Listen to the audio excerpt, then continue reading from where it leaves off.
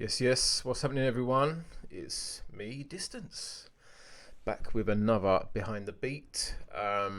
Thanks again to everyone who's been subscribing to the channel and to everyone who's been checking out my videos and my music. On this day, 5th of August, I've released a brand new track entitled Oneness. So I thought, what better way to celebrate the release by doing a behind the beats of that track. So that's what we're going to do today. We're going to have a look at how I produced Oneness, go into a little bit of how it come around, some of the influences and techniques. Let's have a go. Maybe if I just play you a little bit first. Hang on. Here we go. We'll go just half of the intro and let it drop.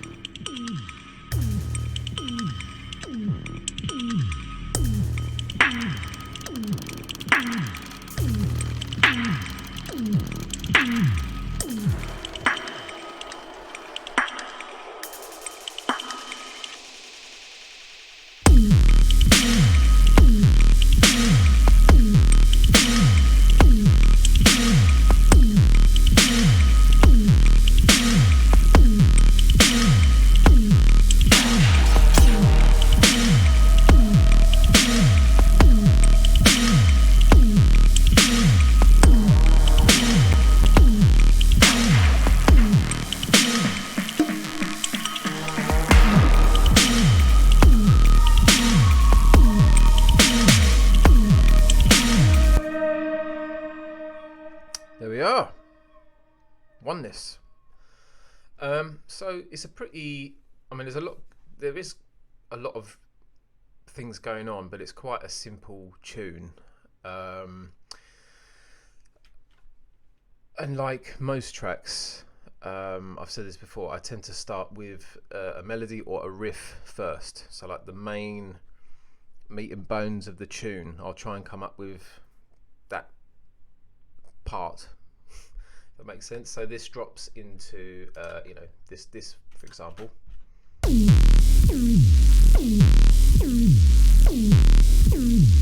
which kind of sets the tone for the whole tune. That's how this track came about, really. I got hold of Vital, which is this free synthesizer, although at the time I think it was $80 to get kind of like a professional version, or like a pro version. It comes with loads more presets. I think there's a few more features, but nothing too drastic.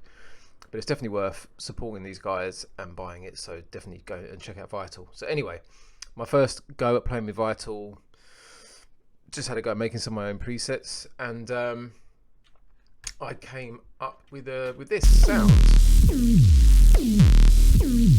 which is basically I used an LFO, not this LFO because this is a different patch, but this, an LFO which was basically controlling the pitch. So when I pressed the note down, it went do do do like that. And as soon as I made that, I was just like, whoa, that's a tune already. Like, that is the drop of a tune. There was two ways I could take the tune, because this kind of sound, it's kind of gnarly and aggressive and dark, but at the same time I think there's like a subtleness to it and a deepness to it, and I decided to take it more down the deepness route, and hypnotic. Like, I kind of just saw it as though, like, I didn't even really need to change much. Like, it could be the percussion and synthesizers and other stuff around it that made the tune grow and take you on a journey. So yeah, that's kind of what happened. So like I said, I used Vital, and I have got a preset pack. I think there's like 60 presets I made, and that is on my Bandcamp page, and this is also available on my Bandcamp page. So go and check out my Bandcamp. I'll have a link below in the description. So yes, once I had the main bass. I think I looked through some loops which I had. I think I came across this. And as soon as I made the bass loop, I could just hear metal, like little metal bells and shaker percussions in my head. I just thought that's going to work really well.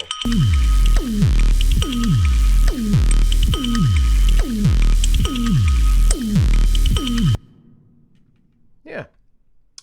And then there's this air loop, which isn't really that prominent in the mix either, but it's just there.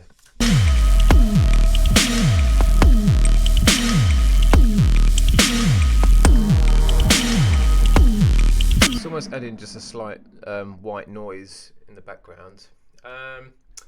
So yeah, after that, obviously, you know, once I've got the bass down, it's about drums. So I had that little percussion thing, nothing too out of the ordinary for kick and snare.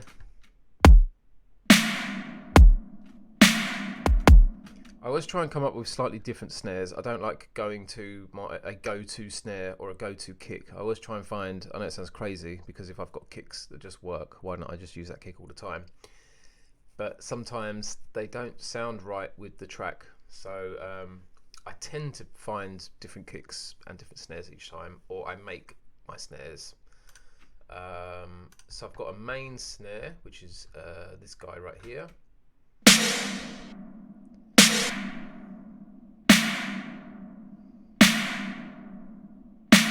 And then I've got a top snare on top of that. It's just adding a bit of snap.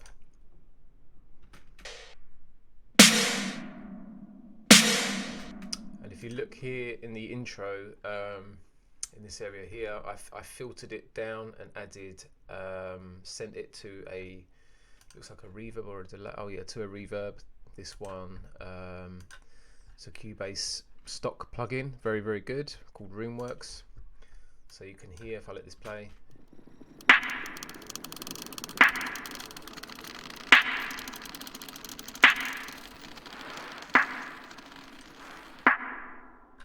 there you go, nothing spectacular. You can see I've been lazy there because I've actually left a granular kind of Foley in the same channel as the snare. Oh gosh, unforgivable. La la la la. There's some other little, oh, what are these? Oh, some little metal sounds. Just to add a bit of ear candy. Little lead in, the little ch-ch. Got this thing, what's this hat bounce? Oh yeah, so this is how I start the tune.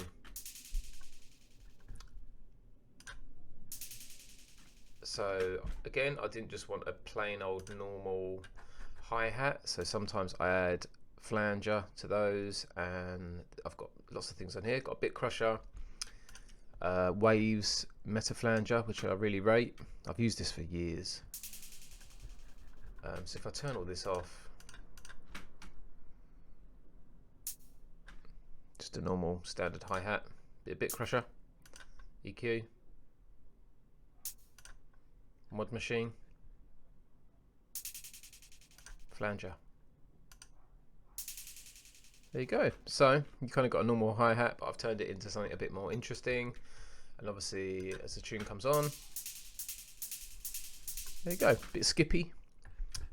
But just with that delay from the mod machine, just kind of makes it a bit more interesting. This is another stock plugin from Cubase, very good plugin. It's been a part of Cubase for years. What else have we got? Somewhere there's there's tambourines that come in later. Okay, nothing crazy. I think I've only got one reverb on the whole tune really, and I'm sending. Normally always send my channels to a reverb. I don't tend to put reverb on the channel. You can do that obviously, but that's just me. I've got these effects, these little bleep effects.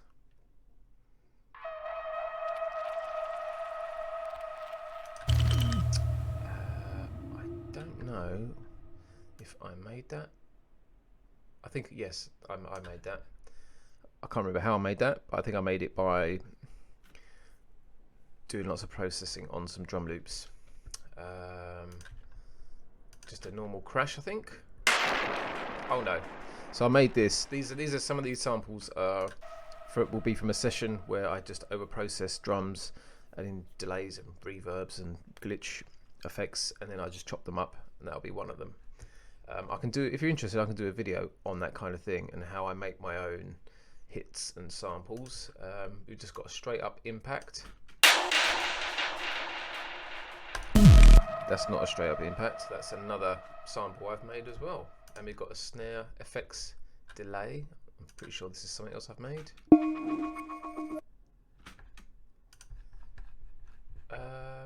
Atmos stabs, what are these?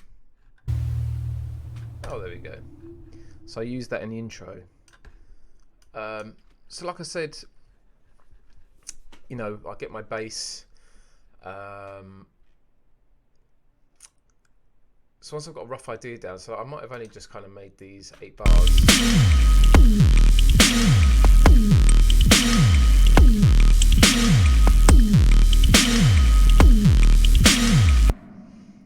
And then it's just about kind of keeping your ears and attention on the tune. So I just try and make subtle changes. So I added these little orb synths.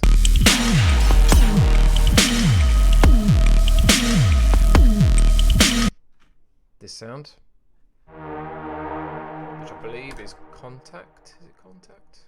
Oh no, Massive X. Oh, I love Massive X. If you don't use Massive X, you should. It's very different from Massive. And I think lots of people were disappointed when Massive X came out because they thought, oh yeah, this is going to be like Massive 2. It's going to be even more insane. And it is insane, but it is not. I don't look at it as Massive.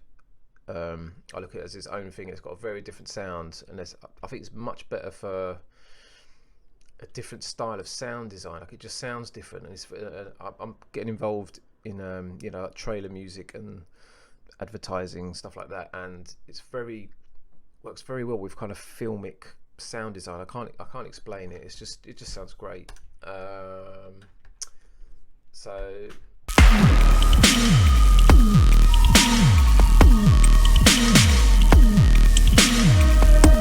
to help it build from here on, I've added a pad which I've automated the volume just coming up again, just helping you, keeping your ears going, hearing new sounds, raising up, keeping you interested.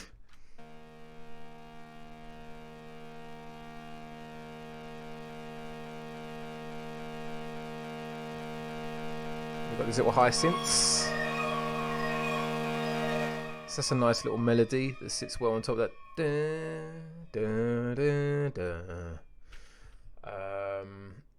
As you all know from previous tunes, I love an ARP. So as we get to bar 57, I introduce an ARP, which again is fading in.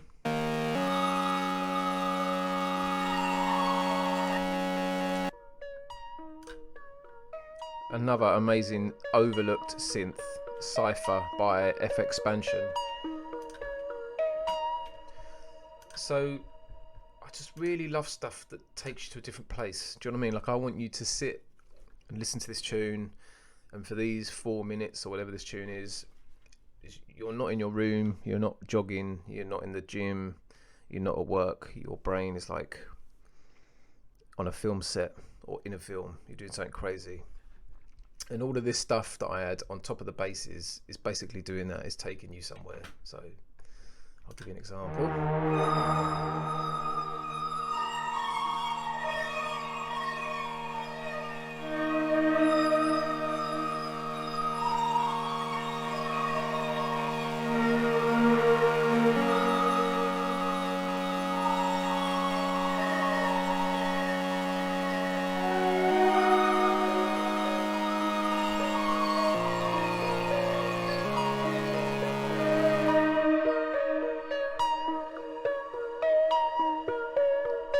Some nice automation on the reverb.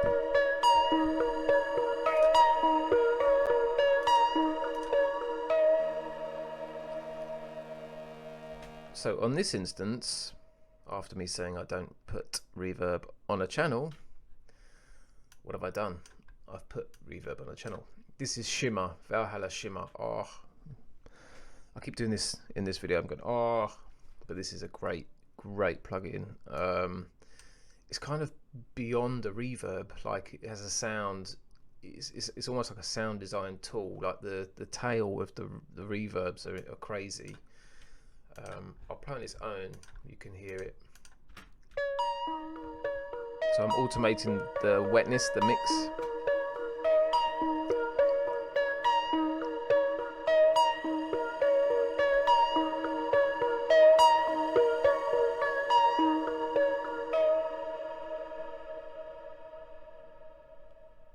See, how cool does that sound? And this is part of the breakdown, and in the breakdown I also add this Foley sound just in the tail of it, plus our pad that we had. I just like this pad, this sound of this held note. It reminds me of like old VHS cassette tapes. Yeah.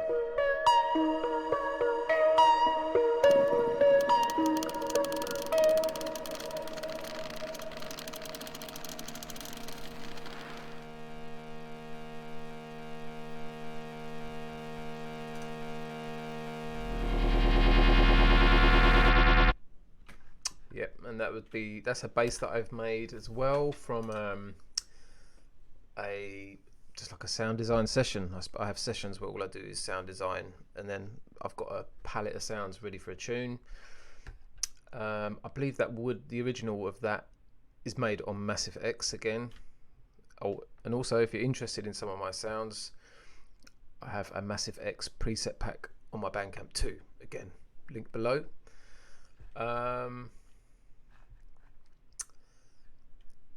So let's play the second drop, shall we?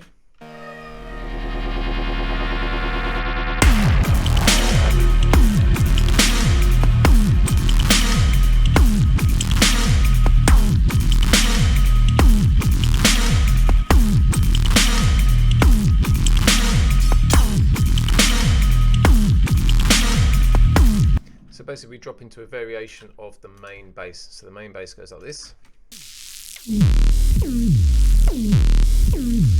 Is a variation.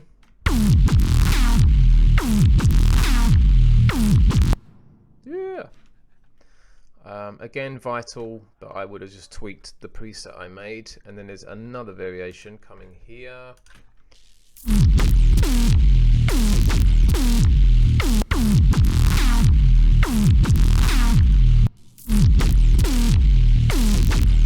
There's some chops coming up around here.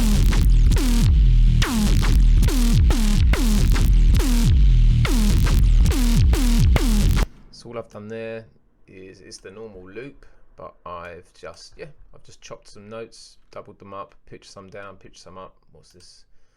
So this is just like two tones down. That's it really. It's quite simple. There's not a lot in this tune. Like if you look, that's it. There's like, how many channels is that? There's like 1, 2, 3, 1, 2, 3, 4, 5, 10, 11, 12, 13, 14, 15. It's almost, I don't know, just over 20 tunes. Channels. And then after that kind of second drop, we go back to the original pattern.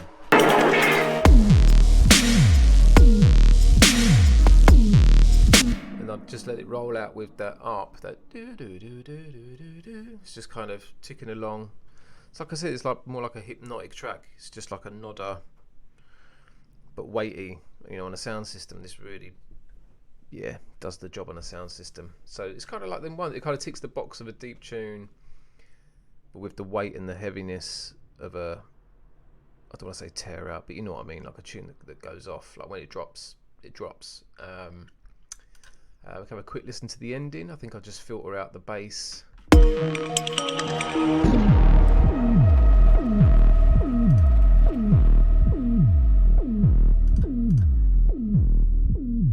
high passing, automating the volume.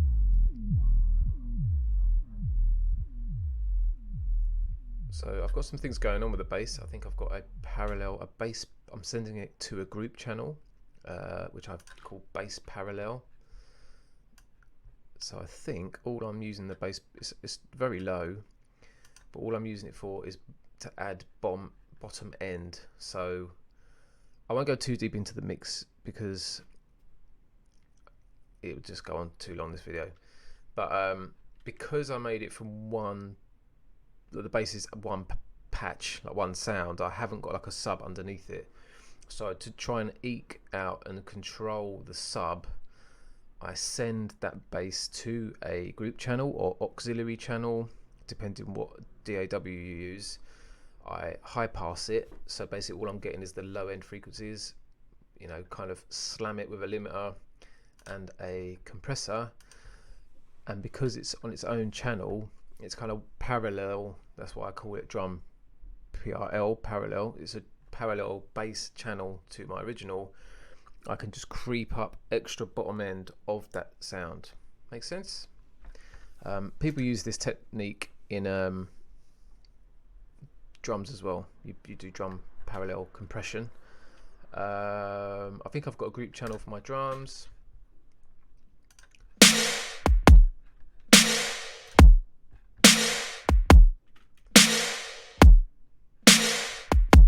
So we've got a bit of R channel from Waves.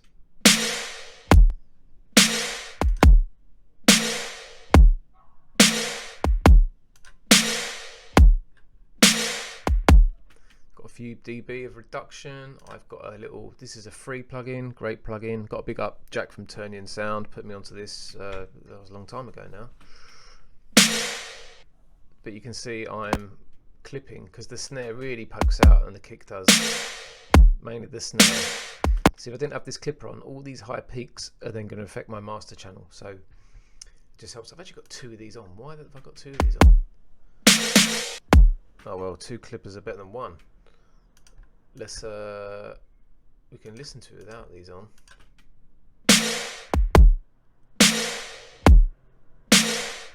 And without the limiter. It's making a difference. It's adding volume, which everyone goes, you can't do that, you're just adding volume.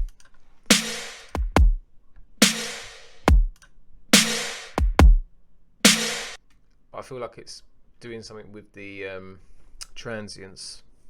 Sounds a bit snappy and a bit thicker.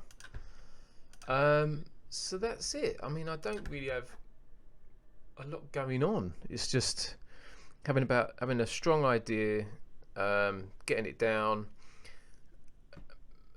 and keeping the listener interested, and take them on a journey. And I mean, I always try and just make tunes that are slightly different from everyone else's. Like, I kind of still want to push the envelope all the time, and definitely when I come up with the main riff, main bass for this,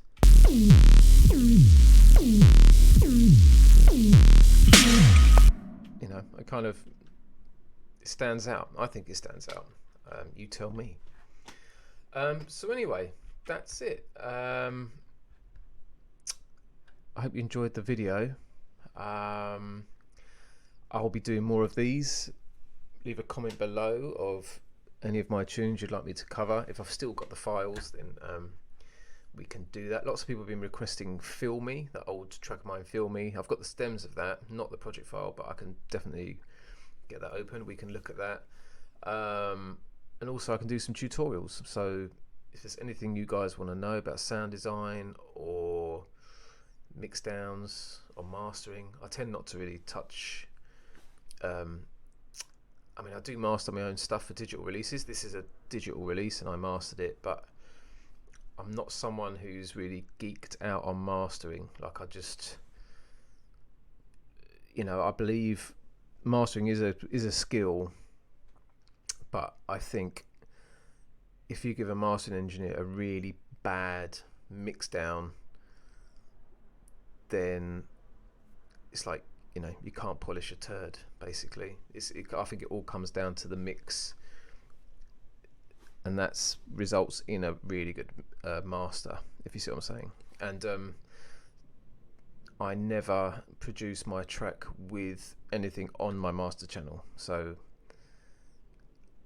it's just me. People might do that, but I've done it.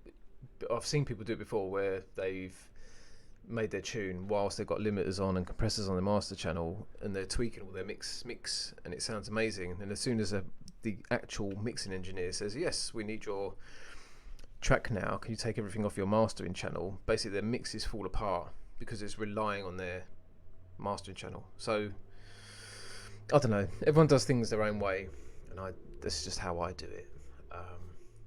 But yeah, I really hope you enjoyed this. I hope it kind of makes you realise that you don't have to go crazy and overcomplicate things.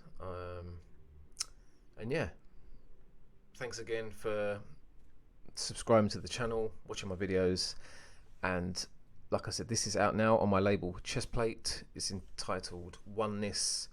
It's on Bandcamp, it's on Spotify, Juno, Beatport, Bleep, Boomcat. Basically whatever your favorite streaming or music store is, it should be there. So again, big up, thank you for your support, and I'll see you soon. Peace.